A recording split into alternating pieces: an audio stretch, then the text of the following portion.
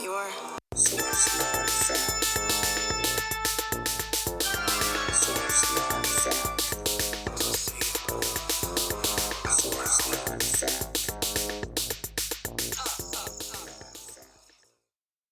Welcome to Source Not Found, a show about the worst versions of your favorite things. Every other week, we take an IP, franchise, or fandom and examine it solely through its sequels, spin-offs, or side projects. Basically anything but the source material. My name is Beau Woodall, and you never, ever fuck with an antiques dealer. And my name? I have many. One of them is Brandon June, but we're all so much more complicated than our names. It's pretty good. Welcome back to NoVAMPber, everybody. Happy NoVAMPber 2024. Happy NoVAMPber! NoVAMPber. All them bloodsuckers, ready for all them good times. And for our first introduction to this NoVAMPber, we are doing Wes Craven's Dracula 2000 from 2000. Yeah. Sorry, I haven't seen this one. I just, the title, it's a bad title. It's a bad title, but it's Wes Craven, man. Like, you just... Yeah. Well, it's not, I know he threw his name on it, and that was a mistake. And, I will, of course, respectfully disagree for many reasons I will bring up in a second. Well, just, okay, I have some IMDb reviews, and I read so many reviews of people just like, that saw Wes Craven's Dracula 2000 and like, man, he's really fallen. Like, I remember, back in the day, the movies he directed used to mean something, and like, oh no, like, check he didn't do as much on this movie as you think he did. Like, but he put his name on it, so he did have that shit coming. Like, if people didn't like it, they're attaching all the blame to Wes. Oh yeah, of course they were. Yeah, why not? I don't. Is there anything good that ends in 2000? Like, whatever, 2000. Blues Brothers 2000. That wasn't. No. What else we got? I think there's probably a lot of games in this boat. Andre? No, that's 3000. Shit.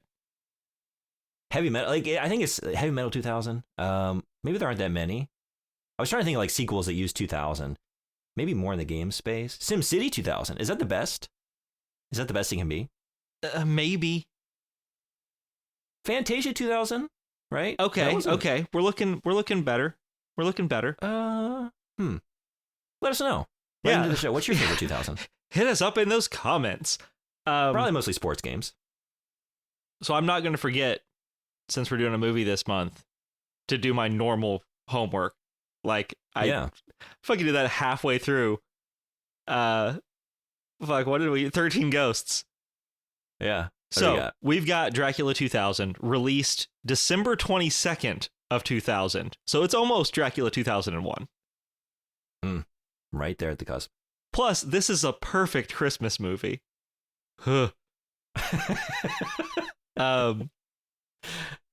So I looked up first the budget, $54 million. Okay. And I'll give some clarity about budget here in a second. What it earned in the U.S. total was 33. Yikes. Worldwide, 47. Double yikes. Wow. Opening weekend, it was number 7. Number 1 was Castaway with a budget of $90 million.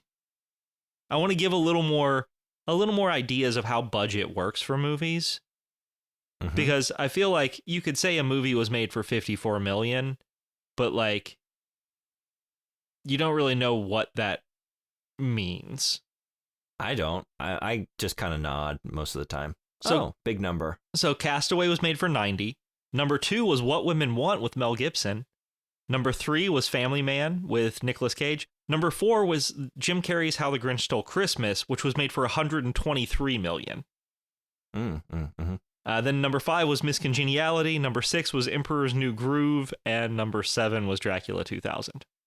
So wait, you tell me this movie was number 7 and number 2? Because Gerard Butler is Dracula. That's what women want. Not just women, bud. That's what I want. Like, that's what we all want. Yeah. So that's basically what we're looking at on the numbers end of things. And I'm going to Castaway. I did go to Castaway.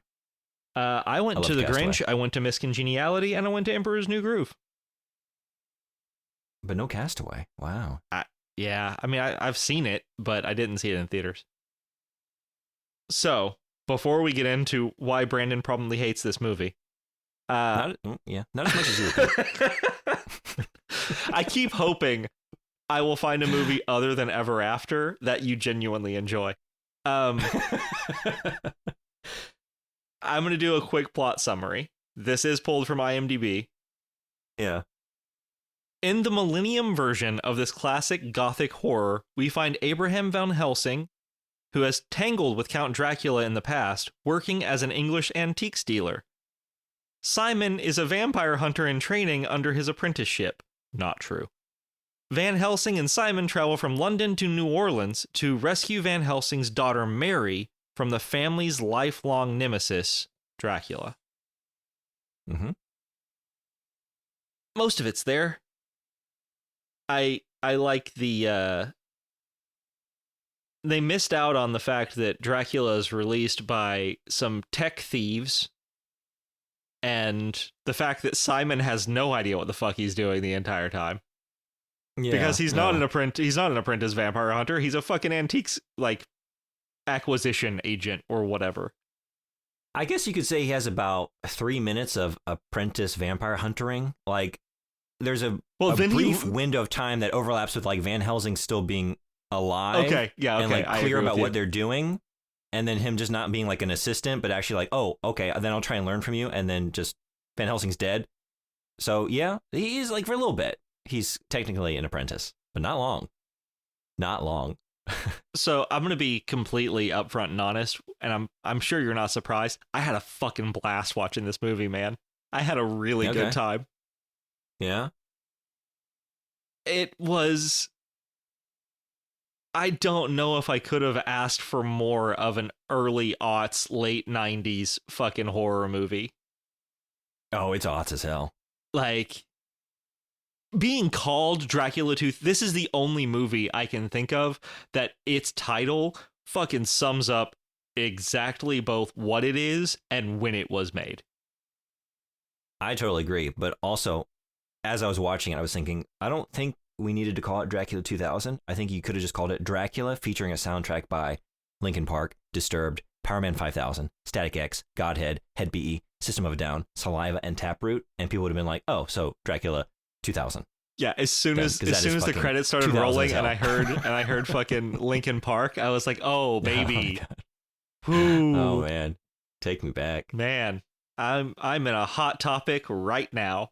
Give me my chain wallet. It's getting weird. No, we're not in Hot Topic. We're in Virgin Records. Virgin Records. Did you notice we're in Virgin Records, but it's Virgin Records. We're there a lot. Yeah. And Dracula thinks that Virgin Records are brilliant. It kept when he's walking by and just witnessing all the debauchery of Mardi Gras in New Orleans, and then he's watching the music video on the outside of the display. Virgin Records. Yeah. Yeah. And he's just so into it. Is it Little Nicky? I'm trying to remember when one of the brothers he takes control of the priest's body. That is Little Nicky. Sin is in. That is Little Nicky. I kept hearing that in my head. Yeah, this is definitely a world that Dracula can get into. I didn't know what to expect. I expected a much worse movie, to be honest. Fucking righteous. All right. Hey, you know what, man? I will take it. It's not really that bad. It's kind of mediocre in a lot of ways, but a lot better in places than it needs to be, or than I expected. Yeah. There's some genuinely good stuff in this. Yeah. Some stuff I really enjoyed. The cast being one of just, are you fucking kidding me? You've got Johnny Lee Miller, Christopher Plummer, for Christ's sake, Gerard Butler, Jerry Ryan, Omar Epps, Sean Patrick Thomas, that dude from that 70s show, we won't ever speak his name because of the horrible shit that he's done. Is that? Yep.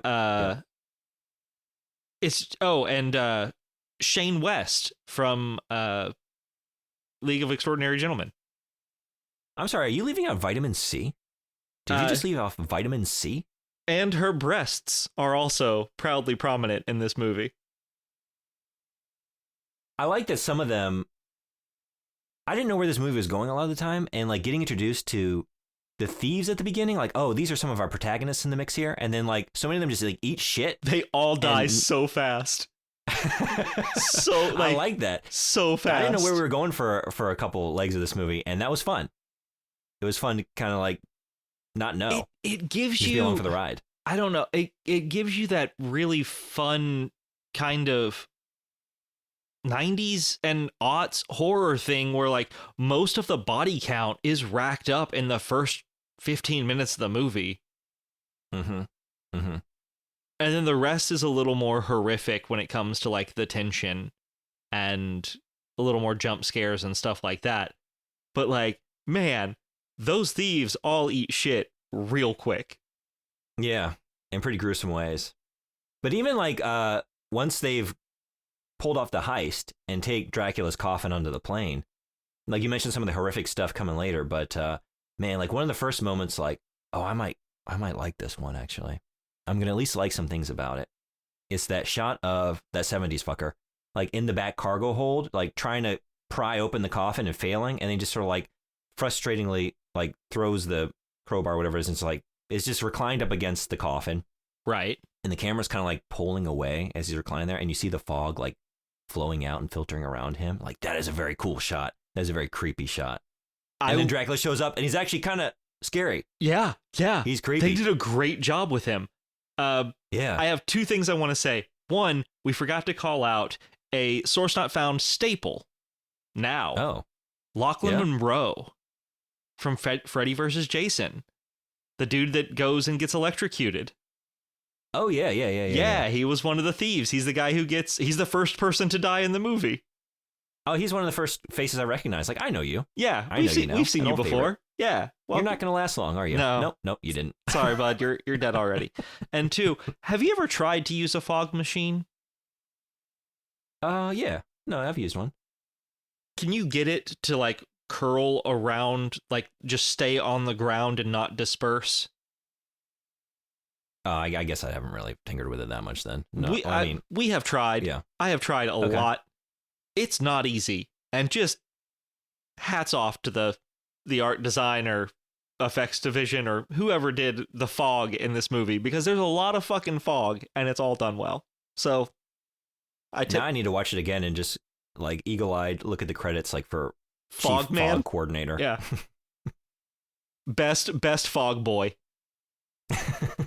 Key fog grip. There are a couple things in the, actually not even just what I mentioned, but a couple of things like that left me guessing, like what's going on here? Because like I did take Van Helsing at his word at first. Like I thought, oh yeah, we are dealing with a descendant of Van Helsing. Completely forgot that was the case. I was with you. I was with you the whole way. Yeah. Yeah. And then to find out like, oh wait, what is he doing with the leeches? Like, I don't know what's going on here. It got me guessing a little bit.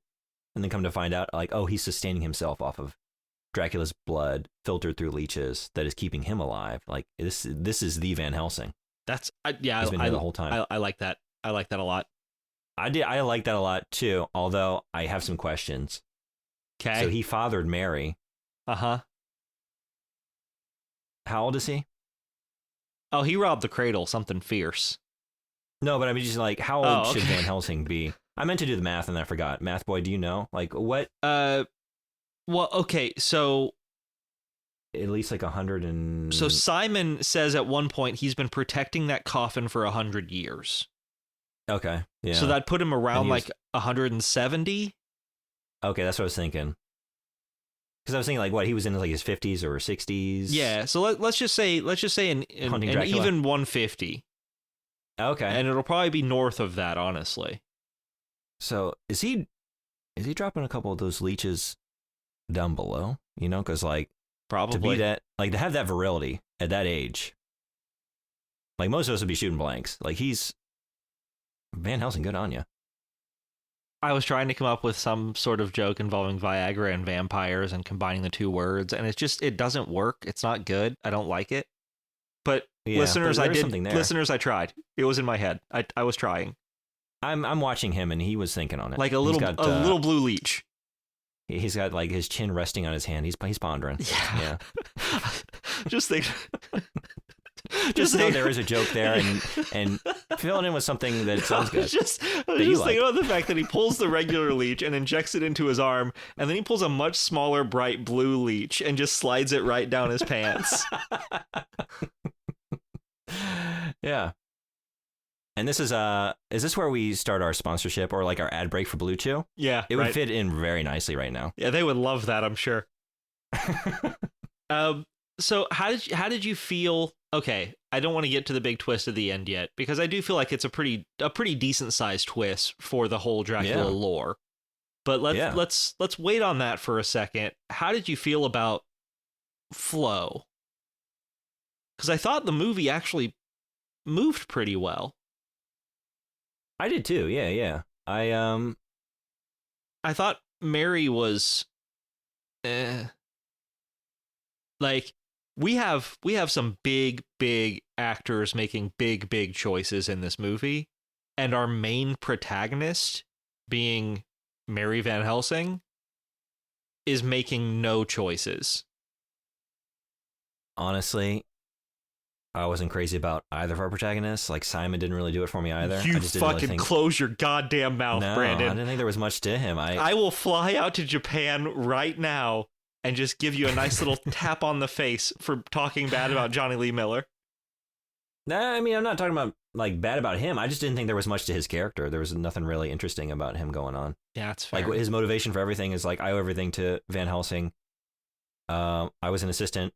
I'll be a vampire hunter, sure. There had to have gets on board pretty quickly. There had to have been a cut scene where it explains like what. At one point, he tells Mary, like, I made some really bad decisions. At one point, I had nothing, and your father brought me in and gave me a job and gave me a second chance. Like, yeah, I want that story, that flashback, real fast, just like him robbing somebody and they beat the hell out of him and take all their shit back and all of his stuff, and he is just beaten and bloodied, and this old man finds him and pulls him in and offers him a job.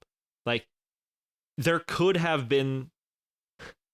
was the concept of depth to that character, and it just wasn't on screen. I feel like it had to have been cut.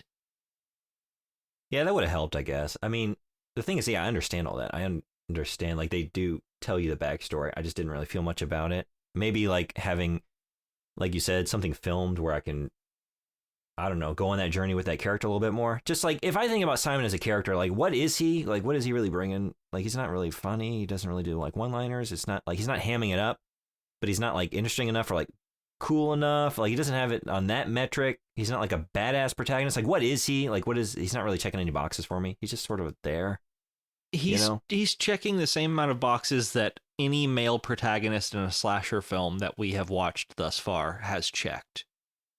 Yeah, I don't usually care for them either. That's what I'm saying. Like, he's just not. That's what I'm saying. Like, maybe he is just fitting that, like, checking that box in a horror film, as we need a handsome male protagonist. In this case, we're going to he's going to have an English accent.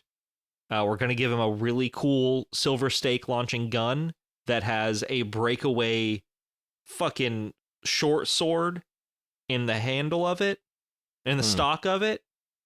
And he's going to do some protecting, and he's going to do some, hey, I also knew your dad, and he kind of like took care of me and stuff, and he's kind of a father figure to me. And that's where we're going to leave it. It's not going to be anything overly complicated or deep, even though we could make him that way if we just fucking took some camera away from Mary and her fucking milk toast mayonnaise acting choices. And her part-time job at Virgin Records. Did you notice that we went to a Virgin Records though? We were in there. We were in the Virgin Records. We were inside looking at all those great Virgin Records. Yeah. Okay, it's kind of telling. I mean, I will jump to the end real quick. And did you notice that she was actually also a virgin? Like, they wanted to really drive that point home. It's just like it's product placement that just works on multiple levels. It's like deep, rich product placement with multiple layers. It's when wonderful. your job is also your character.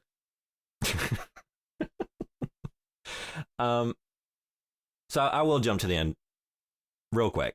Yeah, sure. Let's do it. There's a moment where you think, well, it's played up. You kind of know deep down. No. But, is Mary, now that she's been turned by Dracula, is she going to actually feed on Simon? And they kind of play a ruse. Like, they kind of trick Dracula briefly, right? She pretends to feed on Simon.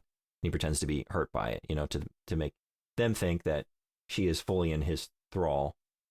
And I remember thinking, like, this probably isn't happening, but, that's pretty exciting if it is. Like, that would be nice if the movie were to take that turn. I would really like that. And that's telling that, like, yeah, I felt nothing. I had no investment in Simon. Like, you could have cast him. I would have, like, sacrificed him gladly to make a more interesting, less predictable movie.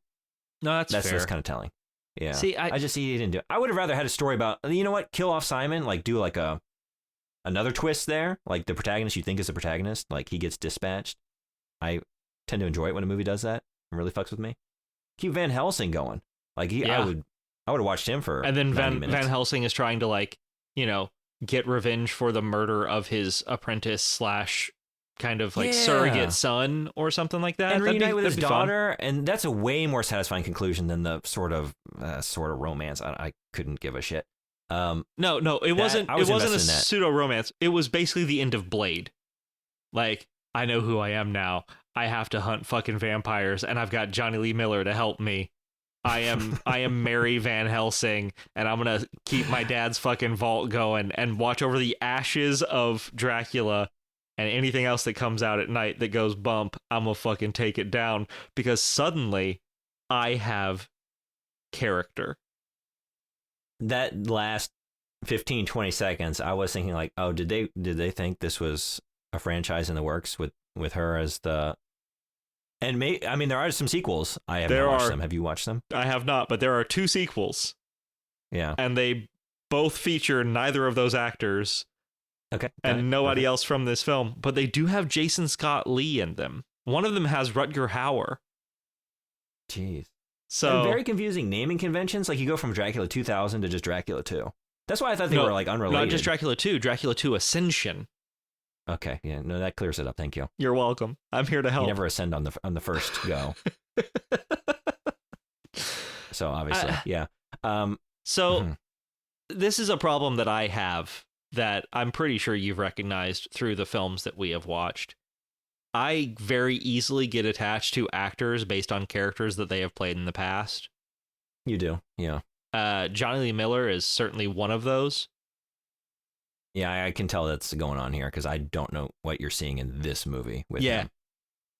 You're bringing in some goodwill. Yeah, very much. Absolutely, I am. It's just very fun to see him on screen.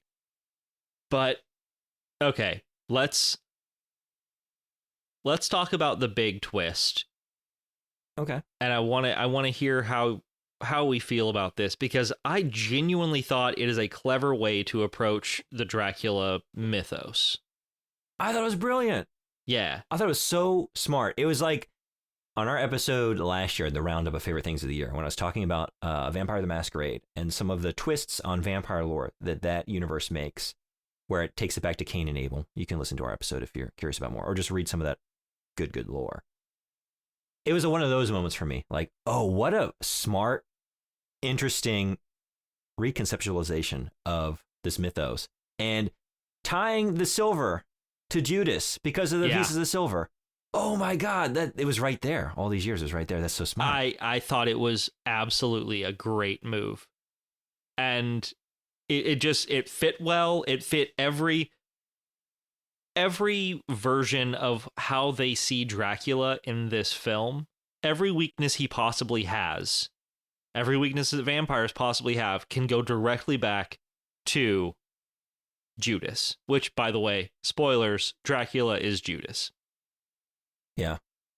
It gives a depth to the Dracula character. Like, oh, he's still a monster. He's still scary. He's still been extant on this planet for all these centuries, and gradually lost whatever humanity he had in the time that he's just been a monster walking amongst us. But at the end, to like add that depth to the character, the backstory, usually like I want less of my monster explained, but in this instance, it really worked for me.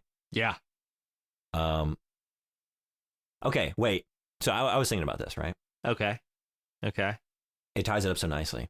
Doesn't like crosses. Doesn't like the Bible. Why? Oh, yeah, it reminds him what he did. You know, his origin story. Doesn't like silver because of the 30 pieces of silver. Sure.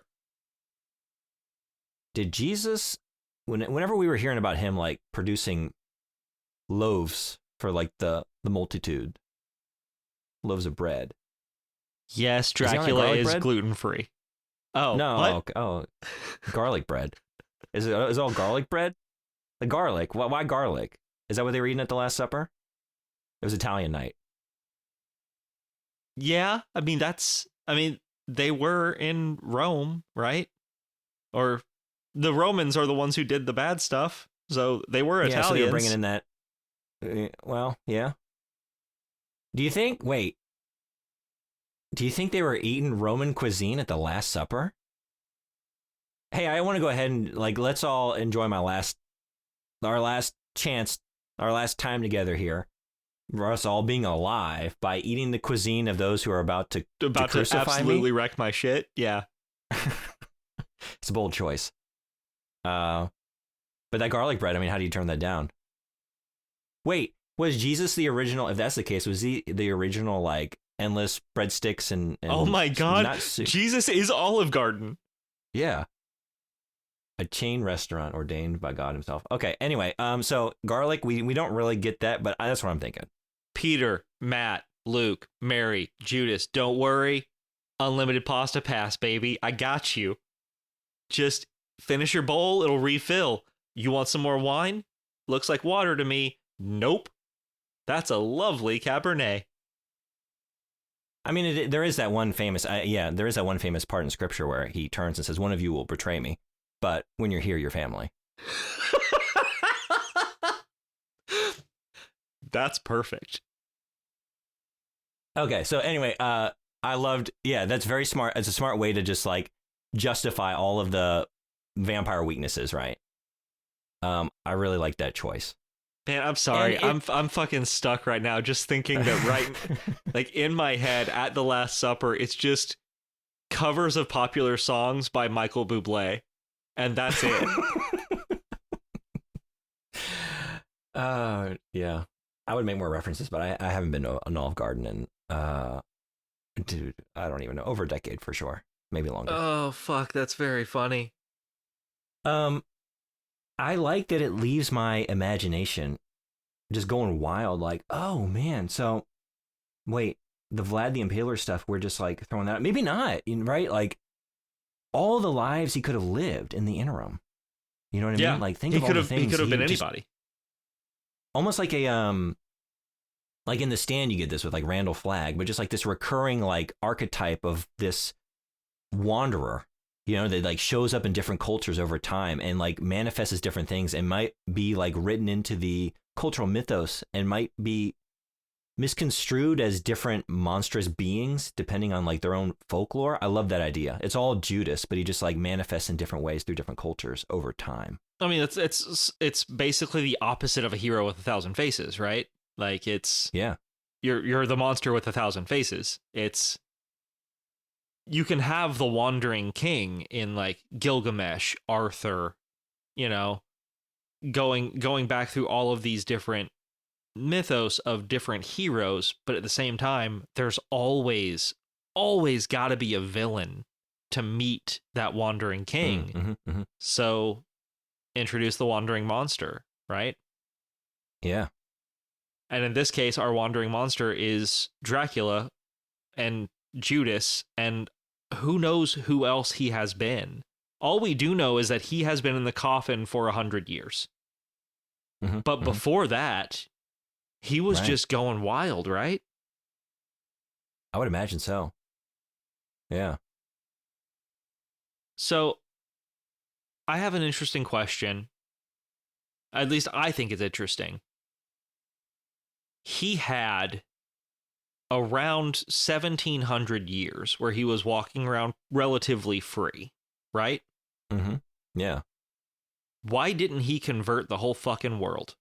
Because it seemed real easy to make vampires. Yeah. That's a good point. Like, he was a virus, effectively, in this movie. Like, every person he bit turned. There was no... And I don't know... The other people that got bit by the people that he turned, did they also turn? I didn't see if that was ever the case. Yeah, I was wondering about that. Like, what in this version of Dracula, in this version of the mythos, like, how is that working? What does it take to turn someone into a vampire? Is it like a zombie virus where they just get bit and they are a vampire if you don't bleed them dry? It seemed like it was just him. Yeah. But I mean, even that then... would make sense. He would have the power. He's the original. He's the progenitor. Yeah. Yeah. But then that would mean, like, a lot of those... I mean, everyone he turned in this movie, basically, like, they would be the upper echelons of vampirism, right? Like, they are you would assume one so. removed from the origin point. Of Big Daddy D. Yeah. So, I mean, like, again, 1,700 years of wandering the planet. He could, if not turn the world, then at least make the world. He said that he wanted to make the world in his image because Jesus said the same thing, right? Mm. Why hadn't he? He had the time. And they certainly didn't have the forensics to chase his ass down. Yeah, you know, he probably had a pretty easy time of it for the first millennia. Yeah. I don't know. It just kind of jumped out at me when all of a sudden all 5 of the tech thieves came back to life as vampires. Right. And I was like, oh shit, he is really able to make new ones quick. I got nothing. I don't know. You don't know. The screenwriters, they don't know. They didn't think about it. I don't have a full trivia corner today. But there were 3 or 4 separate drafts of this script. Okay. Apparently, the worst of the... I don't even know how to use this name anymore because he's so synonymous with just bad people. But Weinstein Yeah, right. came to the director and said, I have this script called Dracula 2000. It's really bad. And the guy's like, well, then what do you want me to do? And he said, it's called Dracula 2000, though.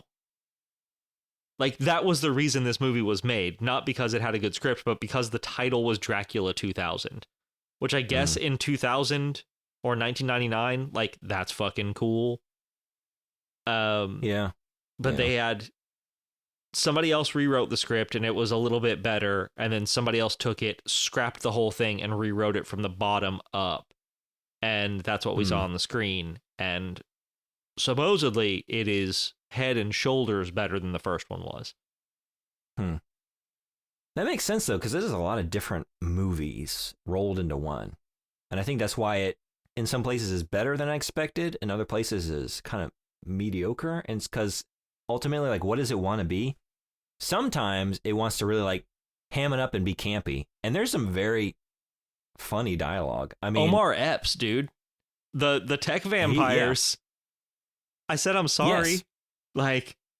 Yeah, like, some of that, and then just, like, the first beheading you see, and the head just goes sailing into his head goes sailing into the dumpster. I'm like, oh, that's what this movie's going to be. But then sometimes. You know, sometimes he gets a little goofy with it. I don't know. I feel like it was that way for most of it. But maybe that's because that's what I was looking for. Yeah.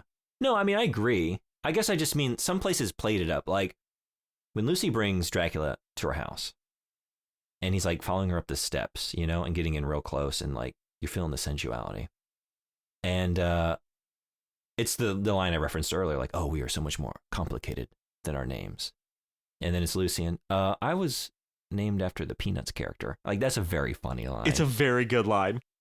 Yeah, it's great delivery. And then it just cuts to sex. Yeah. It just cuts, it not just sex. levitating bone down time for Dracula and Vitamin C.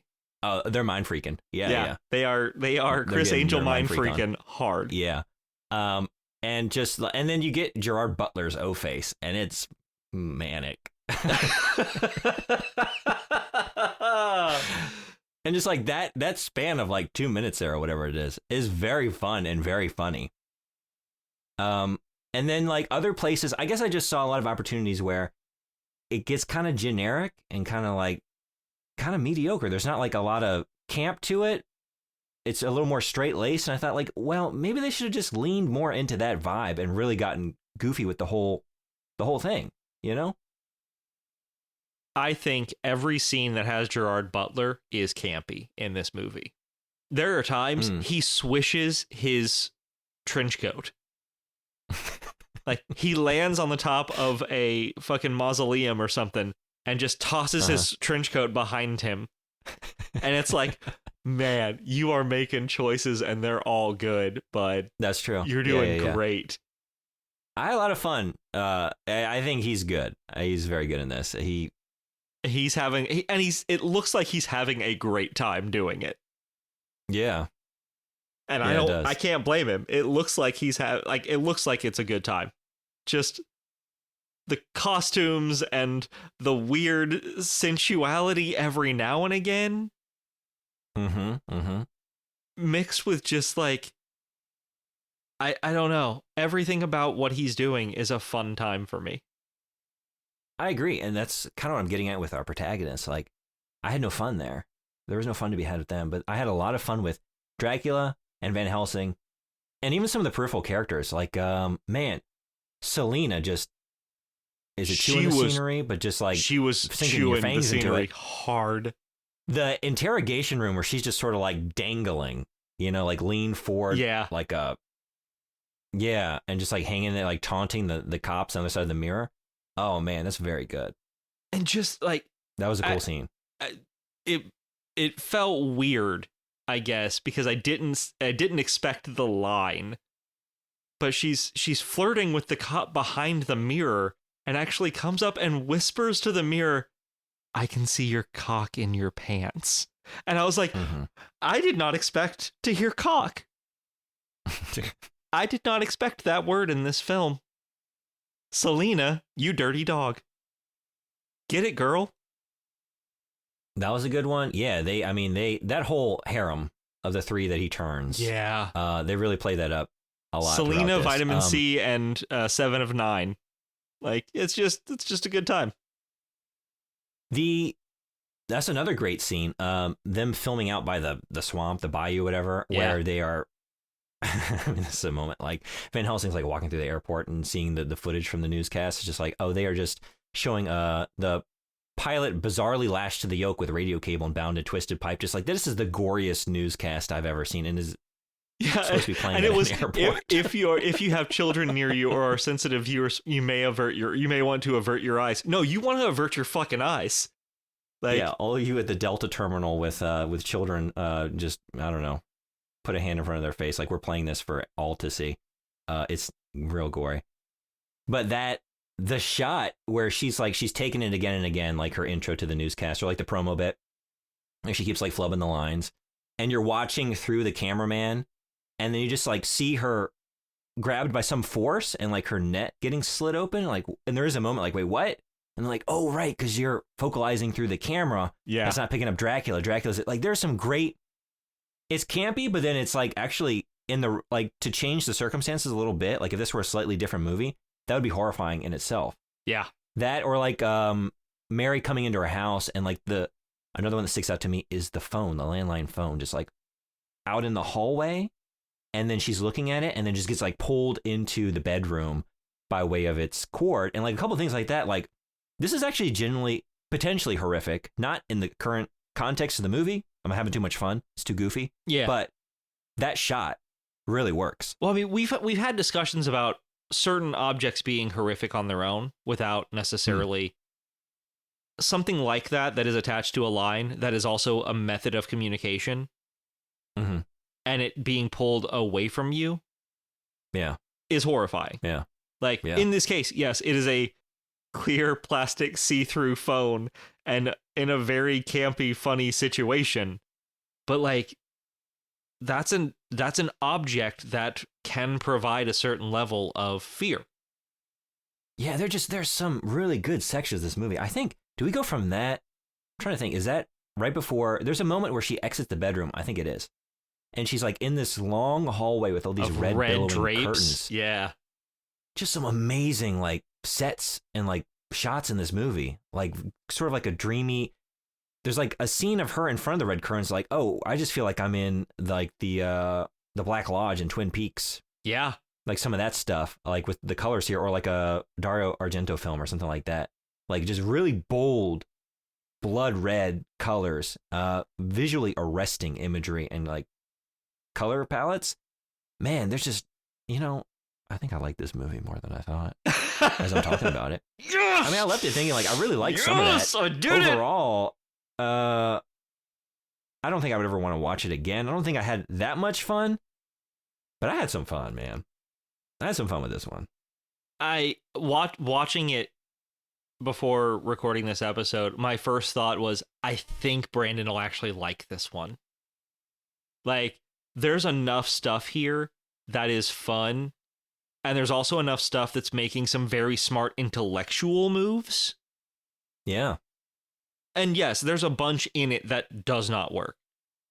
But there's enough there that I feel like it is fun. Yeah. It is certainly one of those, like, it's not like a Blood Rain or even a 13 Ghosts where you're like, I could watch this with buddies and we would not pay attention to it at all. This would be more like I would watch this with buddies and we would actually take it in and make fun of it as we went through it. Yeah. Like, this is not a movie you'd put on the background as a bad movie night. This is a movie that you would watch for a bad movie night. Yeah, I think that's what kind of threw me. I didn't know what to expect going in. I expected just a really bad movie, and there's some bad stuff in it, but the bad stuff is more like mediocre. It's just like, it's not really much of anything. And then a lot of it is actually just kind of good. So I don't think, to me, it wouldn't be like, I don't even know that I would have that much. Like if I were just like trying to kick back with some beers, like, all right, let's really just like Mystery Science Theater 3000 this thing. I don't think there would be that much for me to really play off of, to be honest. There's like too much of it is good, Yeah. Or just like slightly just below par, but not bad to like any great degree of badness. It's just sort of campy. Or just sort of generic. Yeah. There's some campy and scenery chewing choices that I very much just have fun with. Just a really good time, especially how Serena is the worst fucking shot in the world. Yeah. She's got like 8 silver spikes she can launch at Simon, and just, even with vampire reflexes, she can't hit a fucking thing.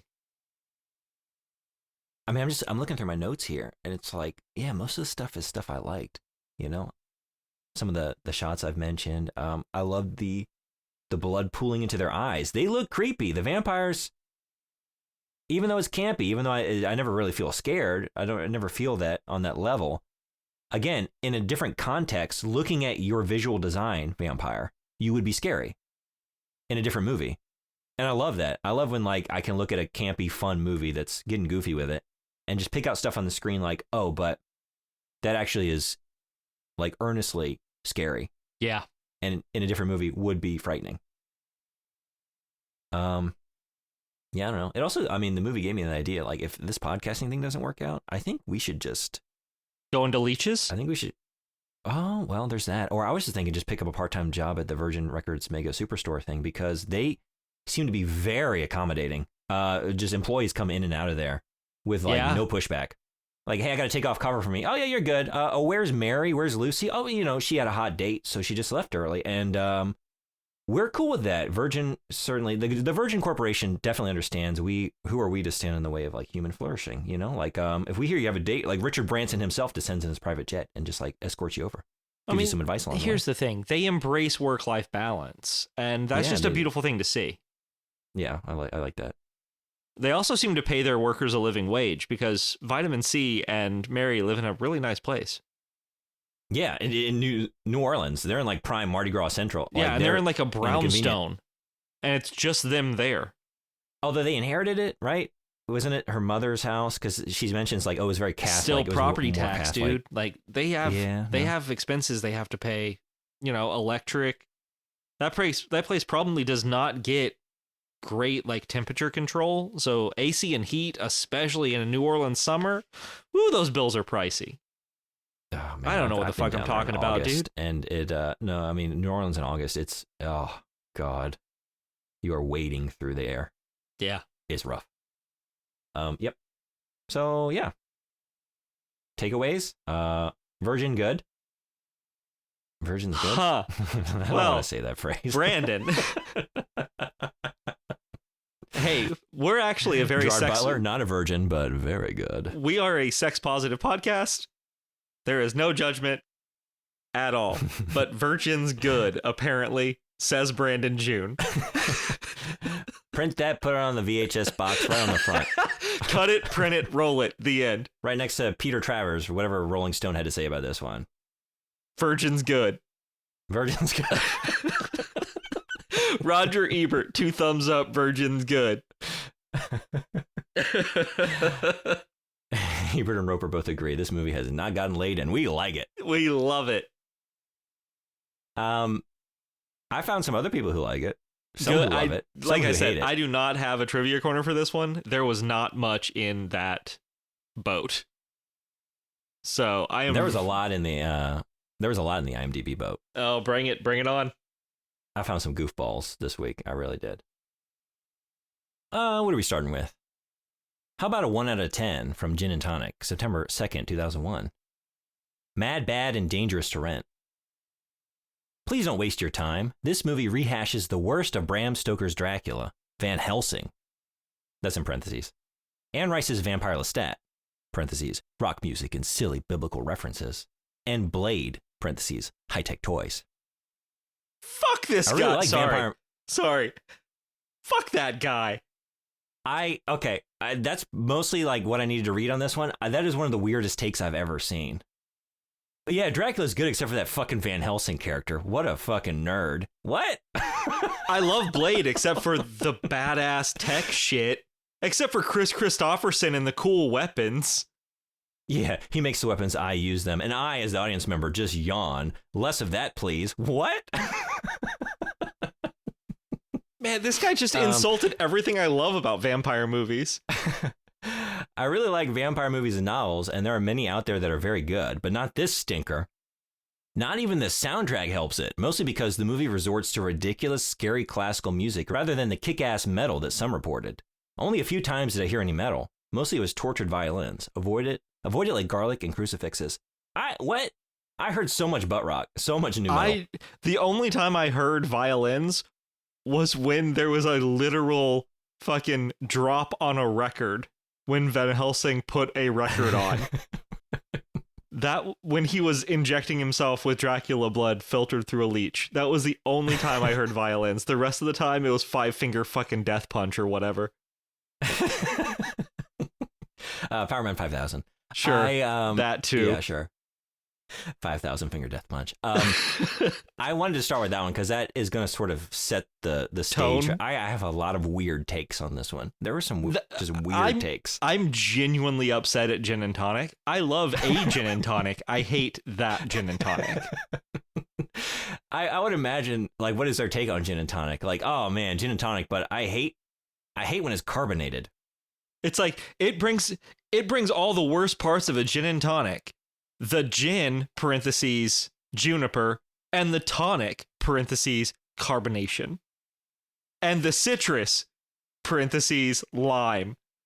Just give me a tepid vodka and water. I mean, that's really what I'm looking for. Yeah. Don't put ice in it. That makes it too cold. Again, I never I've said this before. I never want to ridicule anyone or make them feel bad. I love weird takes, but I just couldn't. It's baffling to me that the things that you don't like about these things are the things. The toys in Blade. You don't like Van Helsing and Dracula. What do you like? Why do you like these things then? What are you enjoying? It really blew my mind. He just likes the weird the weird fucking peeping Tom vibe of some of the characters in Bram Stoker Dracula. Yeah, so we got some goofballs this week. To follow that up, we got a 5 out of 10 from J Scrump. I'm sorry, J Scrump 1, March 15th, 2005. Okay. I really don't know what to say. This movie isn't awful, but it isn't at all wonderful. There was way too much language and sexuality. I hated the songs they used. I loved Gerard Butler as Dracula. The thing that scared me to death about him was his eyes. All you had to do was look in those eyes to know who he was. I loved that. However, he did need a haircut. Justine Waddell was amazing. The movie started out pretty good. I felt the ending was a bit rushed and kind of corny. They also really didn't do a good job explaining why Dracula wanted Mary so desperately. What? Yes, definitely did. They explained that in depth. We had whole flashbacks about it. That just would, yeah. I thought the whole new religious twist about Dracula's past was extremely inappropriate. I love the idea of moving a classic story into modern day, but they should have kept the story in Europe. I also loved Mary's part of the story. Still, I felt that the movie was too short. They also should have used the longer version of the scene between Dracula and Van Helsing in Mary's and Lucy's house. It really explained a lot more about Mary, and also explained why Dracula was fixated on her. I love that line of Dracula's, "She will love me." It scared me to death. That one, I love that review. It's just like the way it just juxtaposes like good everything and bad, against like everything. Yeah. But just like every knock against the movie, like, wait, what? That's why you didn't like it? You didn't like the sexuality with your vampires? Like, what? Do you know what vampires do? Vampires fuck. Like, that is... No, I have a good novel we could recommend. Jace Crump, if you're looking for some vampire action, but these are just a little too risque for you, might I suggest Twilight? Just Midnight don't Sun? get to the third and fourth ones. I can only recommend Midnight Sun. I don't remember when they bone down. I think it's in the fourth one. Okay, so just don't read that far. But vampires fuck. Like, that is part and parcel to their entire thing. And also, how do you not get what Mary's deal is? It's the entire film. We dwell on it for so long. She says it 3 separate times. Just because he has my blood, does that make me his? You get it from her, you get it from him, you get it from Dad, Van Helsing. Everyone's telling you about it. You even get part of it from Nathan Fillion's priest. Oh yes, I don't know if we mentioned the fact that Nathan Fillion's in this fucking movie as a priest who is so repressed. It's sad. Yeah. Oh, you know what? When you phrase it like that, brilliant casting choice. Yeah. Because I could feel the Nathan Fillion energy within you, and just like, if it's not here on screen, yes. Yeah, it's and there. There's a reason why. It's a deep, like the Virgin Records metaphor. They're all fucking virgins, dude. It's so deep. Yeah, not yet, you can. Not you yet. just It's see not. him. Hey-oh. When like Mary is confessing some of her stories, like you can see it in his eyes. Like, oh, he's gonna be thinking about this one later. Yep. This one I have to share. We have an official Source Not Found challenge, I think. I love this. From London Guy UK, March 28th, 2004. 1 out of 10. Abysmal. I'm just going to read the first paragraph here. So many bad things, so little space.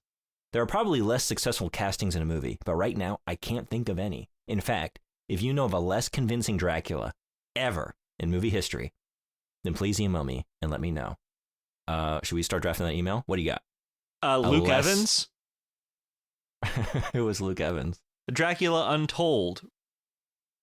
He was Gaston in the live-action Beauty and the Beast remake. You've seen him in something. God damn it. I know you have. I haven't seen either of those, so maybe not. But you probably haven't seen all the Fast and the Furious movies either, huh? Yeah, I'm still no. Okay. You would know this fucking guy. Are you going with Luke Evans? No, that was just my first. That was my immediate response. The only thing I could think of was Leslie Nielsen. I was gonna go Dracula Dead and Loving It. That was a thought. What about he's not trying to be convincing. What about the dude from Van Helsing, Richard Roxburgh? Okay. The thing is, like, it could be a lot of them because I liked Gerard Butler in this. He's not the greatest Dracula, but I thought he was great. I don't think he was he's no Gary Oldman or Bela Lugosi. No. But I mean, you don't. Yeah, right. Like but it's Dracula fucking 2000. That's S tier. Yeah. Yeah. I would put him at B or even maybe A tier Dracula. Well, I think I want to issue an official rebuttal to London Guy UK. Okay. What are we going with? Luke Evans? I mean, I'll sign on to that. We need to pick a less convincing Dracula ever in movie history. So we can go with anybody.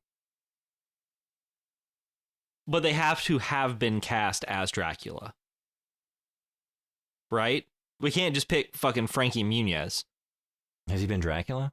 That's what I'm saying. Who has actually, that's the way I'm taking. Although Blake Lively.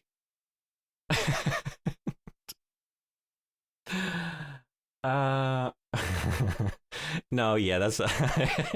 I'm not gonna be able to not think about Frankie Muniz though.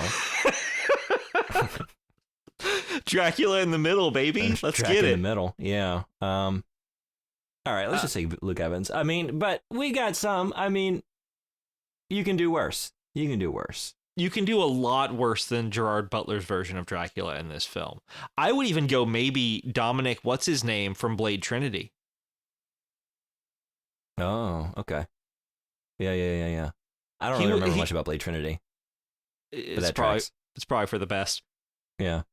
Like, I like it a lot, mostly for Ryan Reynolds and Wesley Snipes and Patton Oswalt, but it's not a good film at all. I'm going to have to genuinely think about the worst Dracula I've ever seen, and I'll have to follow up with our listeners. Keep an eye on the show notes in the future. There may just be an extra little note that's like, Beau's choice for worst Dracula ever is. Speaking of Blade Trinity, though. Beans. We got a 4 out of 10 from Zalofunks. Sucked butt. Warning, spoilers. Okay, let's be straightforward. It sucked. The one thing that was really cool, though, was the ending. How she wrapped the rope around his neck and then jumped off the side of the building only for him to burn in the sun. So cool! I would watch the movie again, but only maybe 3 years later on a rainy night. The one thing that I really didn't like was how the guy cut one of the vamp chick's head off with the shears and then threw them at Dracula. It reminded me too much of Blade Trinity. Yes, I realize this was made first, but Blade did it so much better. Plus, I saw Blade first. I just saw this on TNT, so...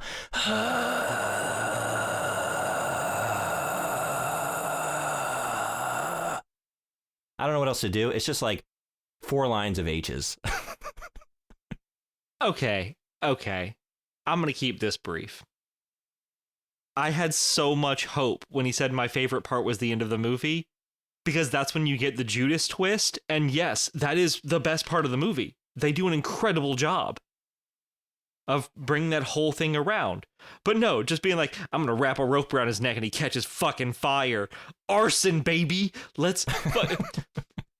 Immolation. Yeah. And also just the whole, I know this movie was made first, but I saw it last. On TNT. That's like, so I was watching the 1998 movie Merlin, but it's just like Harry Potter, but he's fucking old. What the hell is this shit? I know that Merlin came first, but I saw Harry Potter first, so... Derivative. So talking about, like, we liked the Judas bit. We liked that choice. Very much, yeah. Yeah. Some people didn't. One of those people is Dark Singer. They wrote about it on January 31st, 2001. 3 out of 10. Dracula, a Christian passion play? I thought the special effects were certainly worth seeing this movie.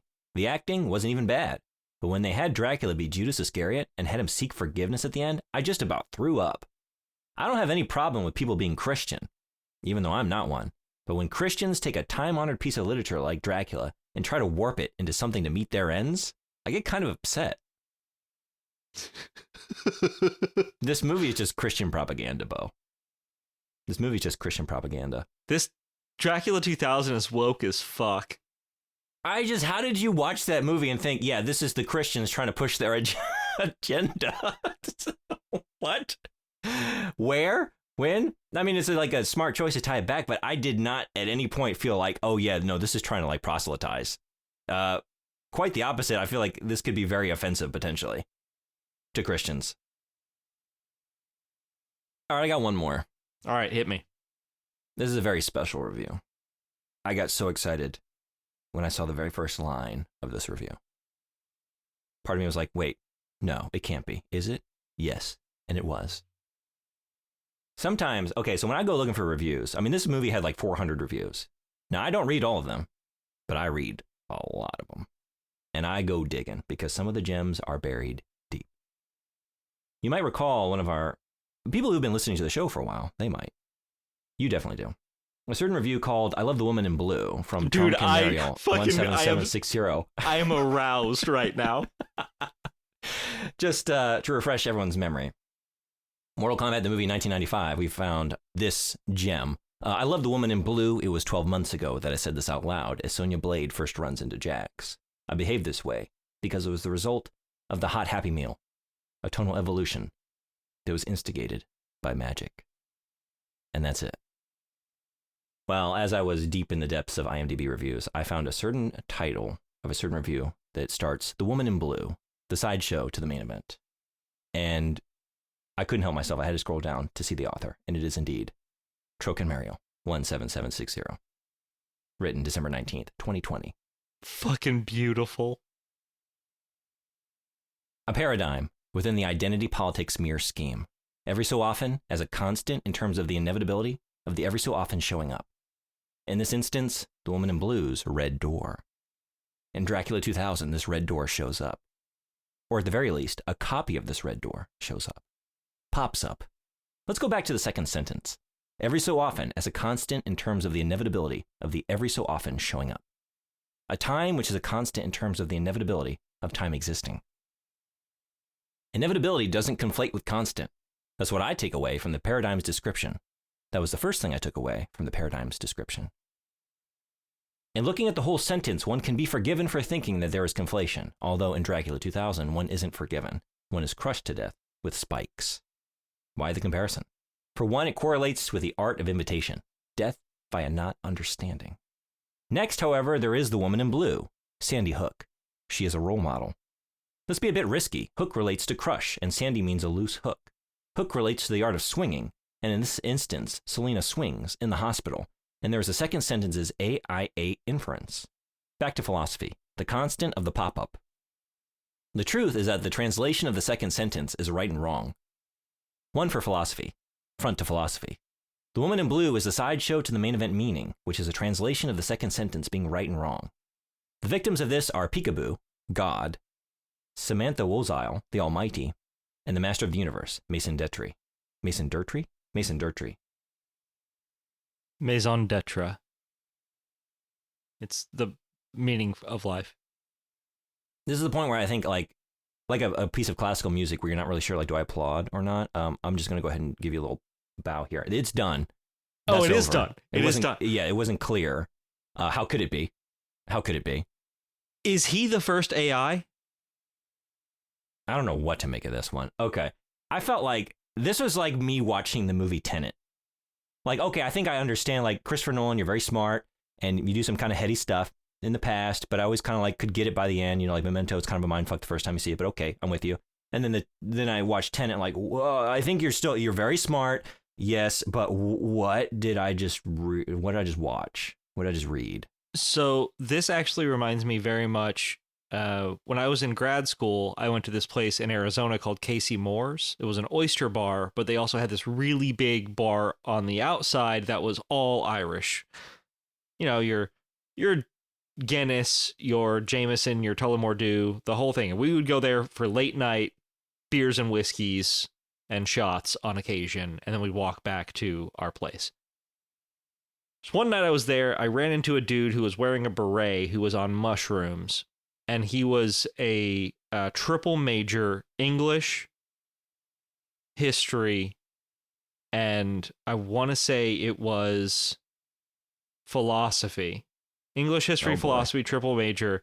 And everything you just read is basically what he said to me while he was on mushrooms. That checks out. Yeah. That's the ramblings of a madman. I think, every artist, if you follow their work, they have peaks and valleys, and sometimes they get a little bit too high on their own supply and get a little self-indulgent. I think we are hitting Troken Mariel 17760. That may be the height of just like, okay, this one was a little too self-indulgent here. Like, you just kind of were a little too unfettered on this one. Hey, like, you this know needed what? an editor. This needed to be workshopped a little bit. His peak is Hot Happy Meal. Yeah. Can we please go back to the Hot Happy Meal? Short and sweet.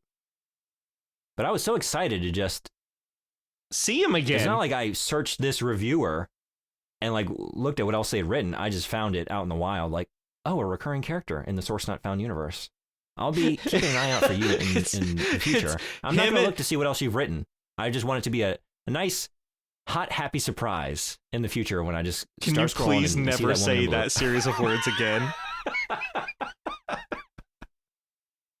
Brandon, the look he's giving me right now. The look you're giving me right now. Brandon June, virgin's good, give me that hot, happy surprise.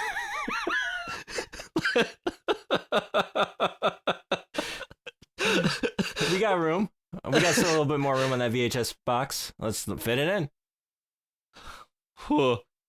I would just like to point out the only reoccurring characters we have right now are Troika and Lachlan Monroe. We're fucking killing it, dude. Oh yeah, we're building something here. Yeah. So I don't know. It was just that. I mean, there was a bunch of people. A lot of people complaining about Gerard Butler's hair. Honestly, I saw the comment he needed a haircut more than once, more than twice. I liked his hair. I thought it was beautiful. Yeah, I thought it was good. And then a lot of people did not like the product placement, which yeah, fair. There's a lot of. Yeah. But did you notice that we were at a Virgin Records mega superstore? You know what? Did you see that? Virgin's good. Hot and happy is what they make me. Oh no! Oh shit! On that, listeners, you can check us out at Source Not Found Podcast on all the social medias. Send us an email talking about Brandon's predilections at sourcenotfoundpod@gmail.com. Or check Brandon out on Twitch at LeJunebug. Link down the show notes. You can also check out playthroughs on our YouTube, as well as archives of the show. Super cool. And with that, thank you so much for listening. Thank you to our patrons. And you can check out our Patreon if you would like. Patreon.com, Source Not Found Podcast. Guys, please don't forget to check those toilets for those good virgins. With all these virgins around, stay leeched. Oh, blue leeched.